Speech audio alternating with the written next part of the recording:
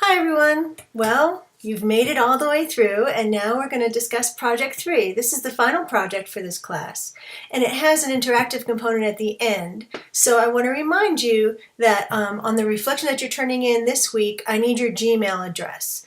If you don't have a Gmail address already, then go ahead and make one now. You'll need it as you move through the education program in Block 1 and again in Block 2. So make sure that if you create a Gmail account that it's a professional account and has a professional name on it, not like Hot Lips 101. So you'll include that Gmail address with the paper that you turn into me. So Project 3. This is all about designing and constructing media for instruction.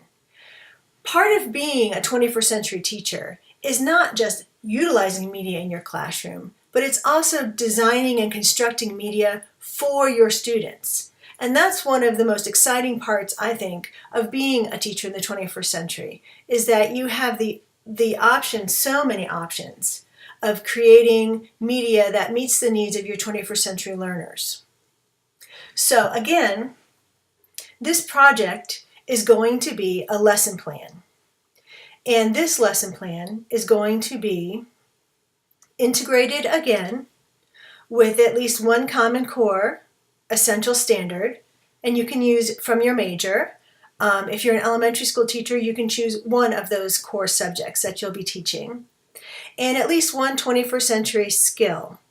Remember, you can find those 21st century skills at p21.org. So you'll be listing a Common Core standard and a 21st century standard. Okay, you're going to design a voice thread. And what a voice thread is it's really an interactive PowerPoint. I think that part of the problem, and you've read this in your course readings, is that PowerPoints are generally passive for students. They're like lectures. But if you incorporate the interactive component with a voice thread, then students, or whoever's viewing your voice thread, have the option to comment and talk to each other. And it becomes an interactive presentation rather than just a passive presentation.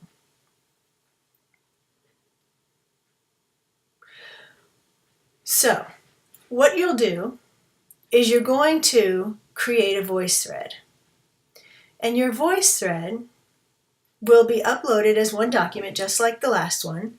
The voice thread presentation, you'll have a URL for that on your document. Then you're going to have a written paper component, just like you did for Project 2. You're going to have the grade and the subjects, at least 2. You'll have your Common Core essential standards and 21st century skills. You'll have the duration of the lesson. And remember, teaching is not a sitcom. It doesn't have to be just 30 minutes today or an hour today. It can be 30 minutes every Monday or 15 minutes on Friday and 45 minutes on Wednesday. Think creatively, think outside the box. You're going to give me a list of materials that you'll need, what media you've used, the instructional strategies, and you need to list at least 2 that reflect this active learning that 21st century learners really thrive in those environments. Make sure you use the right terminology from the online instructional strategy website. Then you're going to give me a procedure for the lesson. This is detailed and very student-centered. Make sure that you include Bloom's taxonomy again with critical thinking skills. And these are often questions that get students sort of thinking about things or doing things.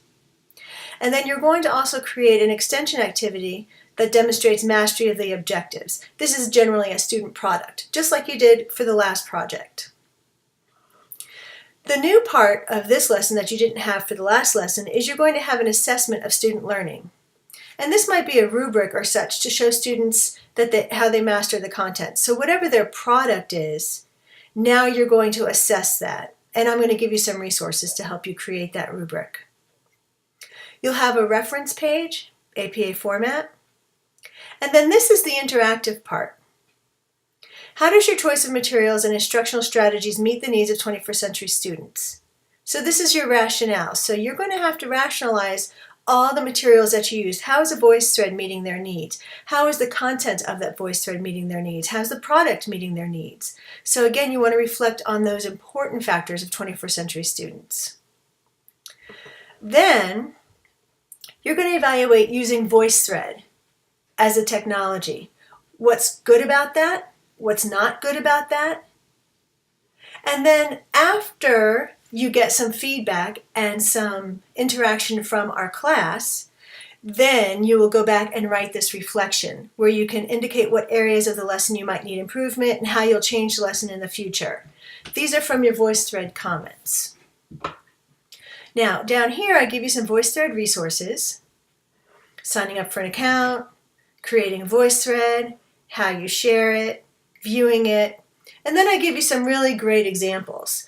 These are examples that are general examples, and then down here are examples from my classes in previous semesters, so you can really see what this project might look like. If you're in elementary school science or elementary reading, middle or high school history, high school literature, these are all very good examples. Also here, I give you the rubric. Again, make sure that you look this over, and I help you. In red here is the part of the project where this content should be. So when I'm looking for connections to core curricular content, you'll integrate this with your Common Core and Essential Standards and 21st Century Skills. So I tell you exactly where it will be in this lesson. Make sure that you go back and check all of these off. Again, here are some more project examples. If you want to look at those, they are very good examples, very creative. And you'll get an idea of how students might use VoiceThread in different contexts and with different age groups. Now, I want you to make sure that you realize that creating your project is just the beginning of your grade, that there's an interactive component, and I'm going to talk about that in the next screencast.